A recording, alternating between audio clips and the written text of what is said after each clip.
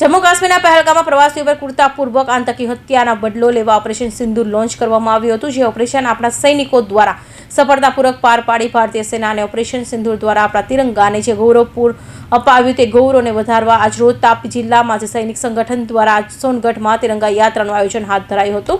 આ તિરંગા યાત્રા દેવજીપુરા ગામ બજાર વિસ્તારથી થઈ હાઈસ્કૂલ ખાતે પૂર્ણ થઈ હતી। તાપી જિલ્લા માજી સૈનિક સંગઠન આયોજિત સોનગઢ ખાતે આન બાન નિશાન સાથે ભવ્ય તિરંગા યાત્રા કાઢવામાં આવી હતી।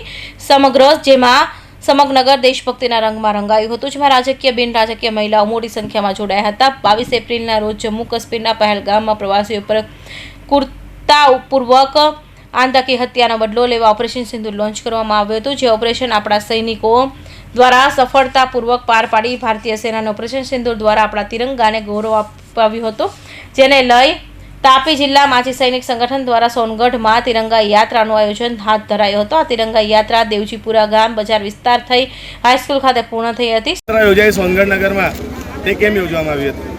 સૌને નમસ્કાર, ભારત માતા કી જય। હું ચંદ્રસિંહ ચૌધરી, પ્રવક્તા માજી સૈનિક સેવા સંગઠન તાપી જિલ્લો। આપણે સૌ જાણીએ છીએ 22 એપ્રિલના રોજ જે આતંકવાદીએ આપણા નિર્દોષ નાગરિકોની બર્બરતાપૂર્વક હત્યા કરી એનો બદલો લેવા માટે આપણા પ્રશાસને ઓપરેશન સિંદૂર લોન્ચ કર્યું।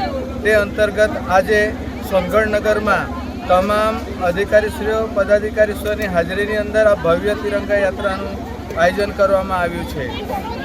લોકોને શું સંદેશ આપવા માંગો છો તિરંગા યાત્રા દ્વારા?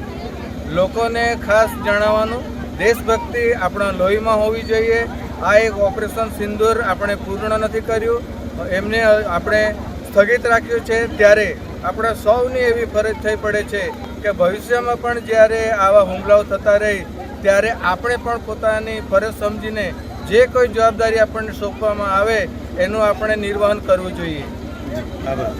સાદિક પઠાણ સાથે મનીષ રાંચંદાની હિન્દ ટીવી ન્યૂઝ તાપી।